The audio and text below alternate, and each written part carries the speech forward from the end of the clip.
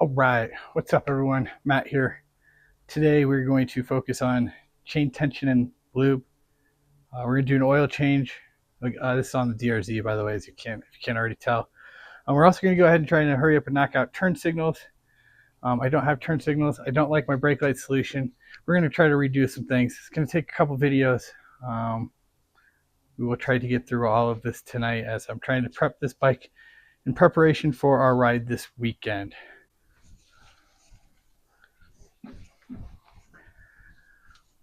All right, per the service manual for the DR-Z400, the proper way to check tension or chain tension is actually underneath, which is kind of different to me. Most swing arms, you do it up here. We also want to do it on the side stand instead of elevated. So I actually went ahead and pulled this out of my wheel chock, put it on the side stand. I had to pull it out of my wheel chock so I slide out further over. What you're looking for is, I believe it's 40 to 50 millimeters. Yep, 1.6 to 2 inches. Measured at the halfway point. The halfway point's right about there. We are already really kind of stretching out that 2-inch mark already. I'm running pretty close. What I'm going to do is I'm going to go ahead and I'm just going to adjust it a little bit. You'll see on this, it's basically going to be the same size on the other, same thing on the other side. The only difference will be it has a nut we have to loosen and a cotter pin, castle nut and a cotter pin. We'll pull out the cotter pin, loosen the castle nut, and you'll see it'll be this exact same sort of measurement. We just kind of loosen up some. Kind of walk you through what I'm doing. I'm just going to pull out this cotter pin real quick.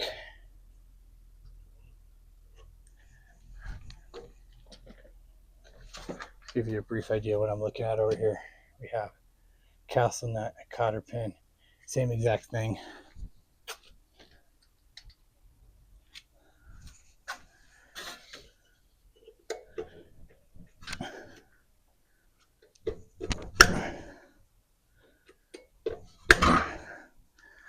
Right, kind of pain in the butt to get out. This cotter pin is all bent out of shape. I'm going to go ahead and replace it. I think that's typically what you should do when you have cotter pins. I feel like they're typically one-time use, otherwise they just get too far bent out of shape.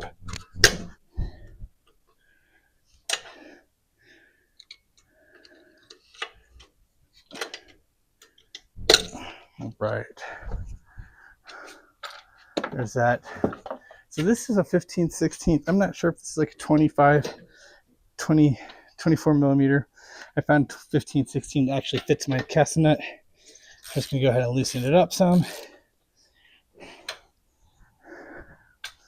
And from there, we're gonna do is grab this. This is 22. And the thing is this has numbers on it. Right now I'm about two notches over from the 1 into the 2. We're going to go ahead and move this over to the 2 mark. And as you can see, every time I do that, the chain tensions up some. And we're going to move the opposite side. And this one you can do by hand. It just kind of clicks, as you can hear. So, with that said, we will double check our chain tension at the same spot. And right now we are looking about 1 and what is that roughly right there? 1 5/8 roughly.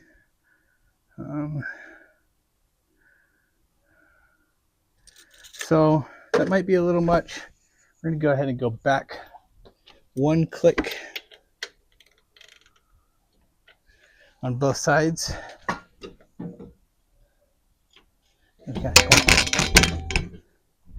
Give the tire a push, make sure it's loosen the chain back up some. And right there we are at 1 and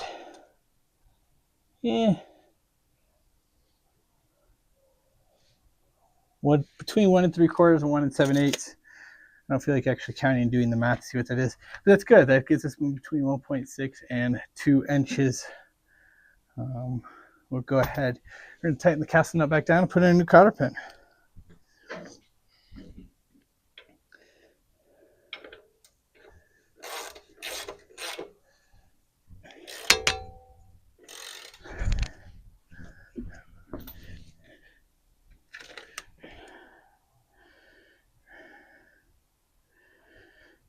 DRZ rear axle nut. All right, had to get a torque wrench out and had to stop the video real quick because I had to convert from Newton meters to foot-pounds of torque. So it says the rear axle is around 100 to 110 Newton meters, depending on the country you're in. I'm going to go ahead and put that at 75 foot-pounds of torque. That should be pretty close. We're going to go ahead and tighten down the other side, the castle nut side, and put in a new cotter pin.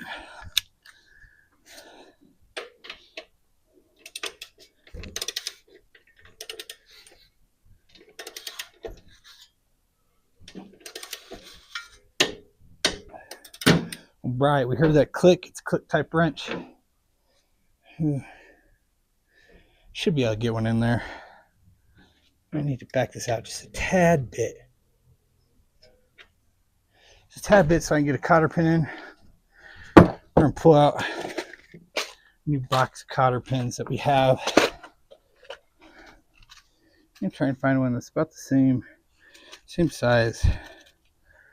Looks like this one's pretty close. This is a 5/32 by 2.5 inch cotter pin. Feed it back in the hole. We will bend this around so the castle nut cannot retract while riding.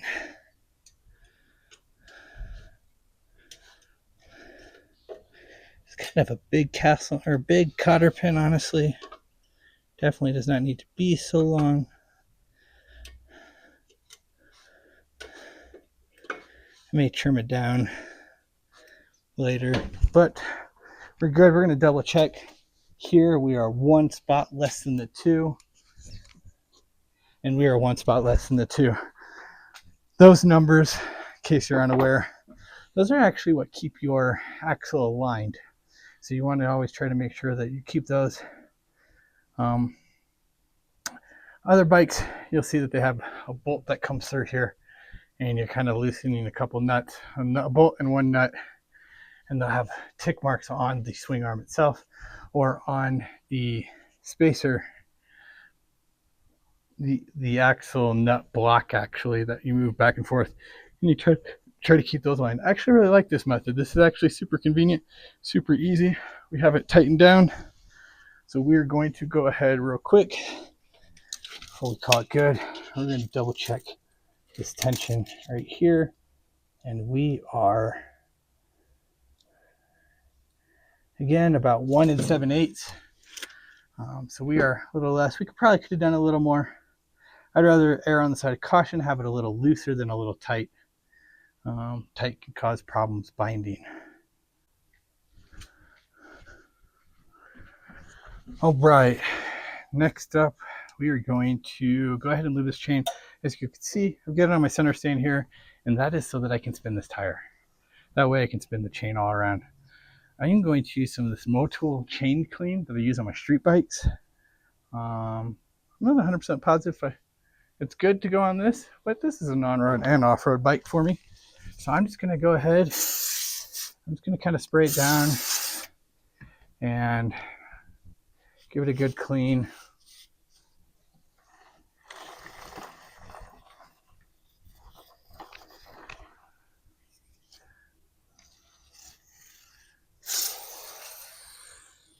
Give it a good spray. And I'm just going to kind of clean this all up.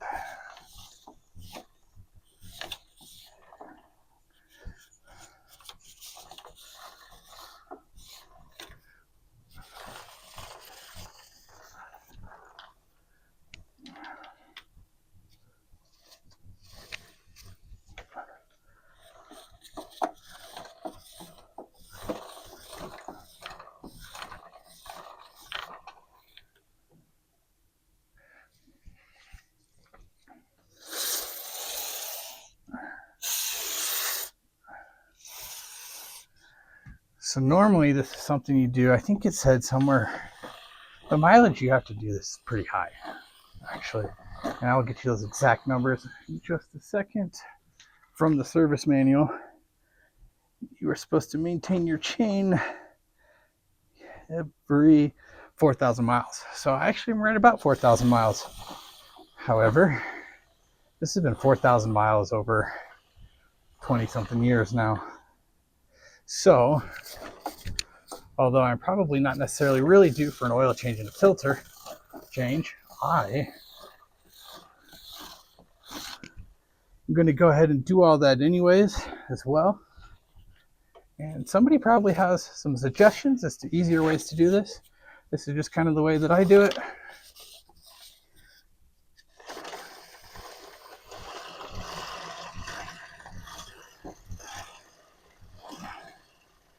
In order to help clean the rust and grime and everything off of the chains.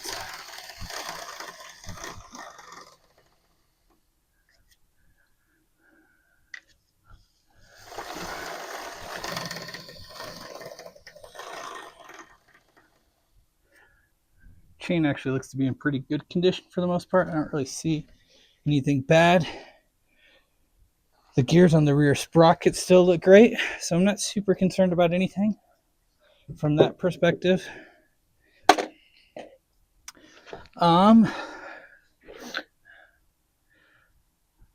So I guess next up is chain oil. It does say I should let this dry, so I'm going to give it like 5 minutes and we'll come back and we will oil up the chain. It's pretty hot out. I'm sweating like crazy, so it's probably going to dry pretty quickly. All right, we are back at it again. Chain is all nice and dry. So this, normally I would use, where is that? This right here. This chain lube says it's for road. I'm going to guess that it is going to attract dirt and make dirt stick to it more. So judging by the section of the owner's manual that I print, or the service manual that I print off, it actually just says use heavyweight engine oil is what they recommend. Unfortunately, don't have a nice little can or anything, so I'm just going to use this cap. I'm going to use some Rotella T6 1540 that I have laying around, and I'm just going to try to very slowly pour this on as I spin the wheel around.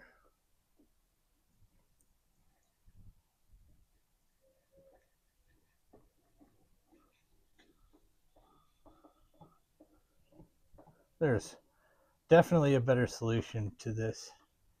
They don't have a nice little, those little like old oil cans Tin Man would have in A Wizard of Oz. I don't have anything like that, so this is what I got, so this is what I'm going to do. Sometimes in life, you just gotta wing it.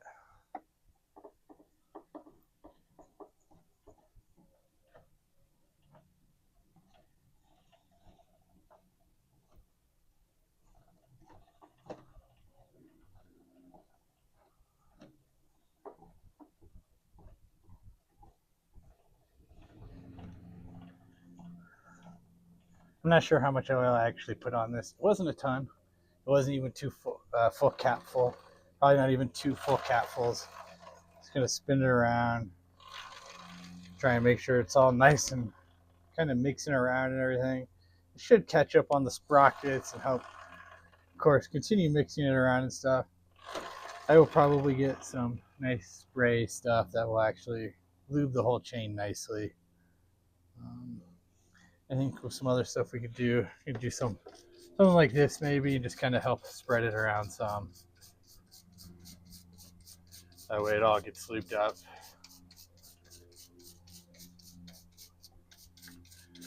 The links for sure look a little better from doing this. So I think this is probably worthwhile. Help spread that oil around some. But that should help. We set tension good. Again, I'll probably adjust it a little more as time goes on. Probably in a couple months before next season, I'll address it again, and we'll also check the chain distance to make sure the chain's not getting too loose or too sloppy or anything like that. Next up from here, we're going to go ahead and drop this back down. I'm going to take off my skid plate. The DRZ has 2 oil plugs, one on the frame and one on the crank on the block. I don't want to risk all the oil getting down and covering my skid plate. So I'm going to drop it back down, take my skid plate off, and get this ready to go for an oil change. We are going to change the filter. I'm only at like 3,800 miles, 3,900 miles, but unfortunately, I have no idea if this filter has been changed in the last 22 years. So I'm going to go ahead and change it, and I'm going to change the oil, get a fresh oil change. It takes about 2 quarts of oil. 1.9 I think is actually by book with you replace the filter. And I got this little Tusk oil filter. These are little tiny guys. You buy them for Tusk. You can actually, from Rocky Mountain, you can actually buy them in a multi-pack to save, make it nice and cheap. With that said, I'm going to go ahead and drop this down. I'm going to prepare for the oil change, and that's why I will be back in a few minutes.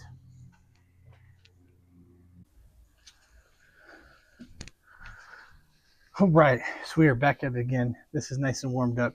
You are supposed to change oil with it warmed up. That way the oil is a little thinner and will drain out a little better. Like I was saying, there are 2 drain plugs on the DRZ.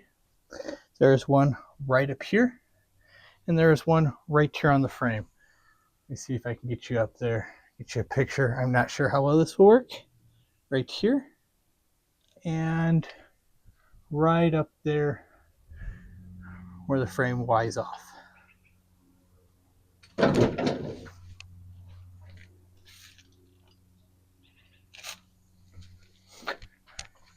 You need to go ahead and pull both of these drain plugs. The bottom one is a 14.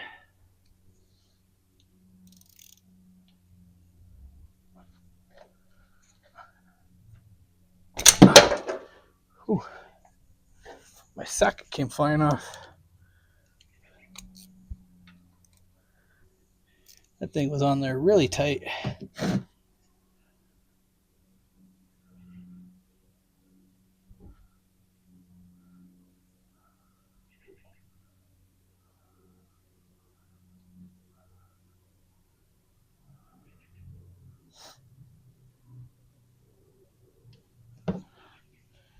There's that one. And the one on the frame was a 12.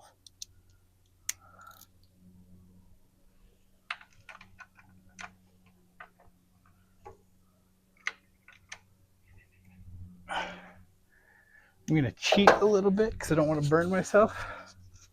I'm going to use my impact like I said.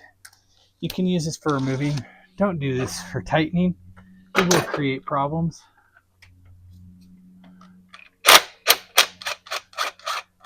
I do not feel like burning myself with the hot exhaust.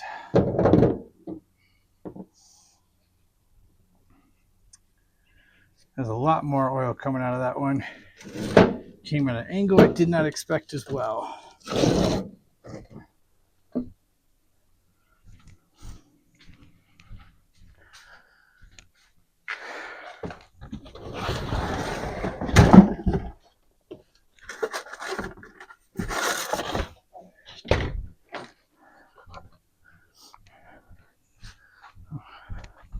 Put some floor dry down here just to try to dry up my ramp some.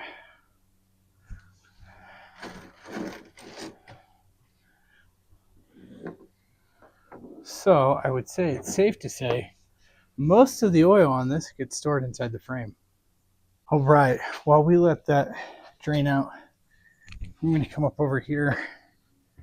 And this is the oil filter housing right here. So I'm going to go ahead and pull these 3 bolts. I know I'm going to be in the way, but there isn't too terribly much I can do right now. I got other stuff in my way, unfortunately. Looks like these are nuts, not bolts.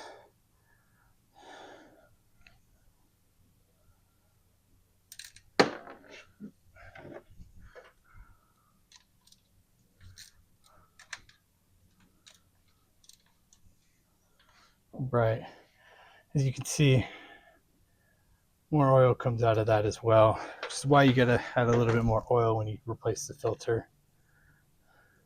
And you gotta pull this out, it should pop right out. I don't know what color that filter was, but it is for sure super dark in color right now. Let's see. Doesn't really look like there's any O-rings really other than this big one. For the cover itself, you make sure that's there in a good shape.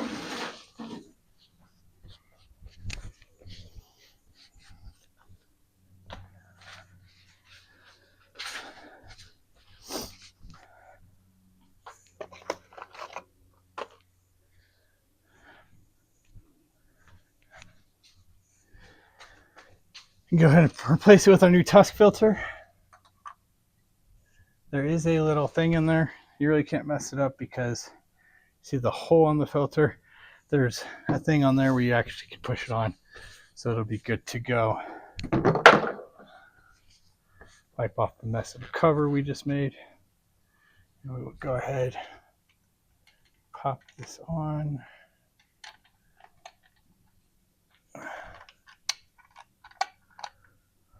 You do see an arrow.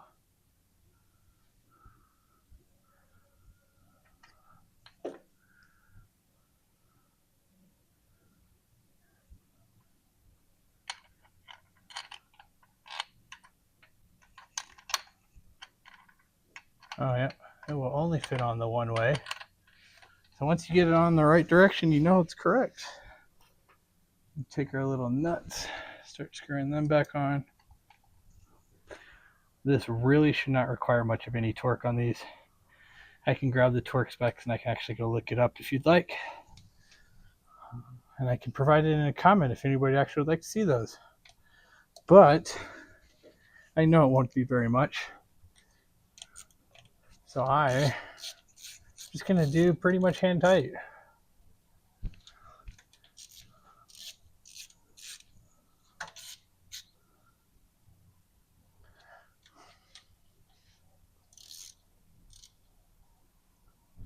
I for sure did not like the color of that oil. It for sure looked old. Super old to me. So I'm glad we were taking the time to do this. And that should be good. And do what I always do is wipe up what I'm working on. Especially because that will allow us to see whether or not we're leaking out of there. We do look to be drained out of everything else as well. So we're going to work on reinstalling plugs.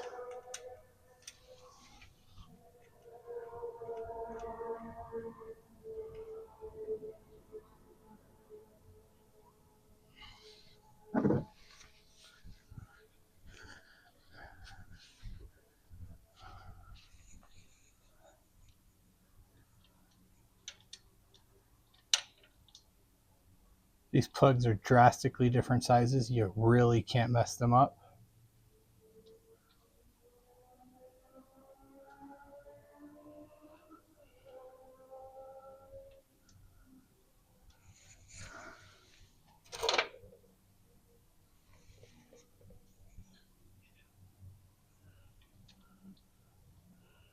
There we go.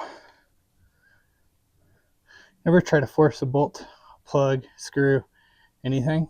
If it doesn't go nice and neatly back in, probably not putting it in correctly. Go ahead, tighten these up.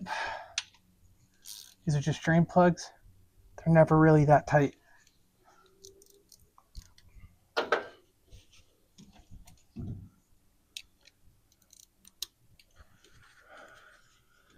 I do think they kind of suction up as the engine runs, however, because they do look like they get harder over time.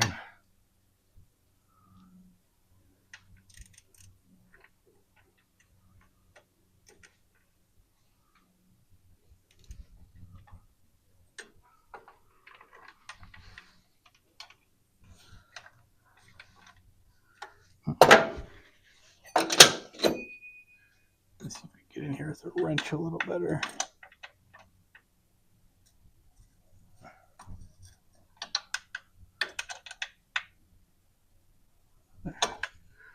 All right, plug looks to be seated. Looks to be good to go. Grab some oil real quick and then we'll come back over to the camera. Here we go.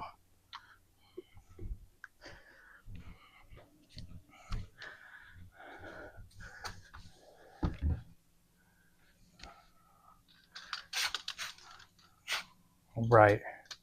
Normally, I use Rotella T6 540 in everything I own. My diesel truck, all my motorcycles. But I have this 1040 four-stroke motorcycle oil already. I'm going to go ahead and use it up because I just want to get it out of my garage. So we're going to go ahead and do that. The fill port on this is actually also super unique because it stores oil in the frame. And it is right up in here. And this is where you fill it.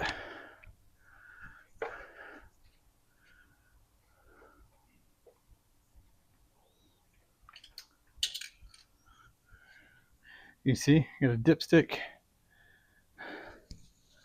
Well, so I'm going to grab a nice long flex tube funnel. Thank you, Rocky Mountain ATV cycle, because I bought this thanks to your recommendation on your website, which is going to be great and make my life a little easier to fill this. All right, we got the camera set so you guys can see this just a little better. The funnel's all the way down inside of there as best as I could. And I'm just going to pour this oil in. Oh man, this stuff is crystal clear compared to that murky stuff that came out of there.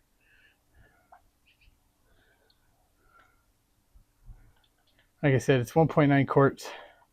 So we're basically going to give it almost the full 2 quarts that I have.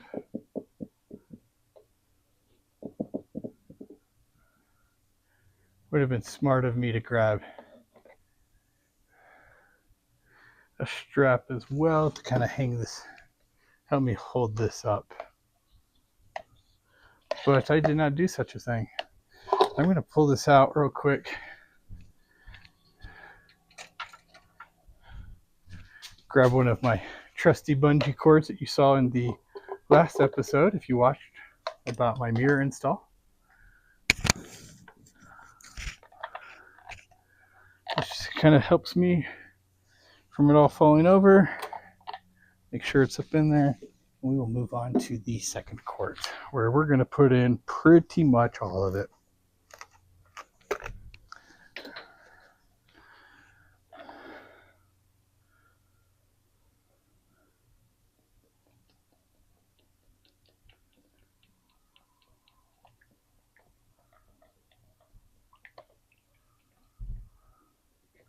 I don't know what 0.9 is, so we're just going to guess. Let's see. 28. Yeah, we're going to keep going a little more. All right, we're going to call that probably good enough, at least for the first initial check. I'm not going to just dump it and call it good. We will absolutely check it. And we're also probably going to do this after it runs, actually. I'm going to make sure it gets worked through the crank and everything.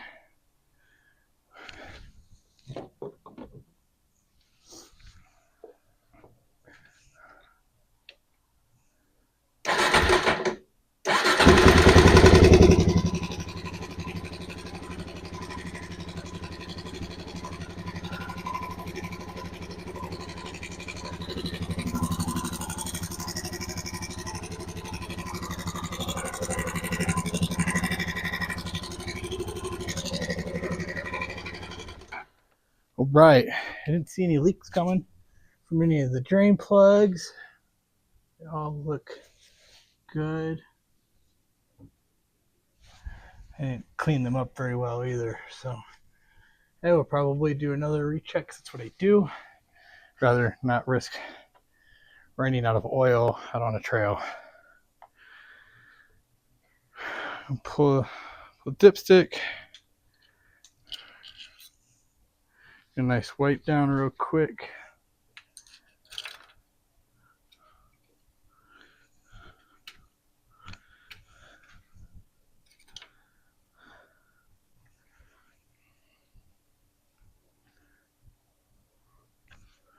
And we'll pull it back out and check for oil level.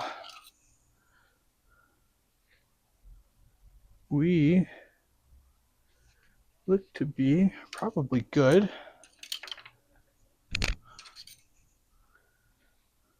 We are good. We have plenty of oil in there.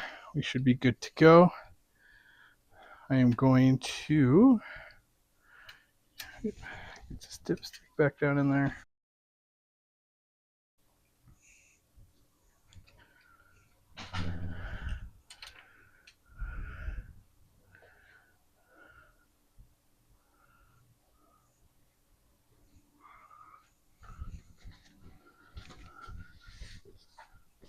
All right, so with that said, we have now checked and tightened chains. We have lubed the chain.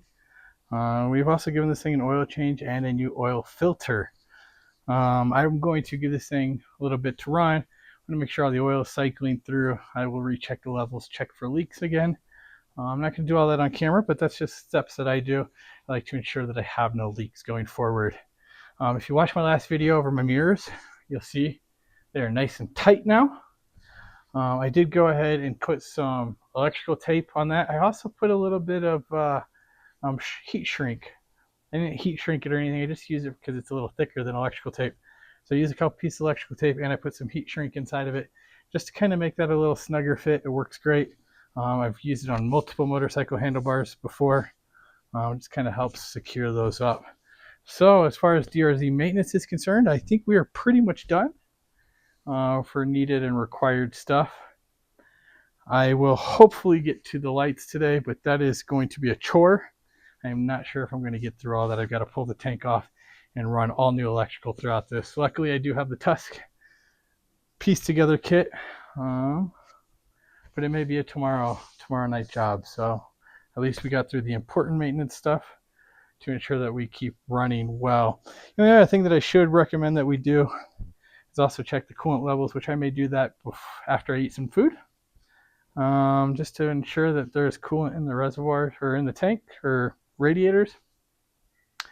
So long as that's in there, it should be good to go to keep riding for quite some time, because all maintenance will be done and complete. Thank you for watching. If you have any questions, please feel free to leave a comment below, like and subscribe. That way I know to keep making content like this. I'm having a lot of fun and really enjoying bringing to you guys what I do all the time. With that said, talk to you next time.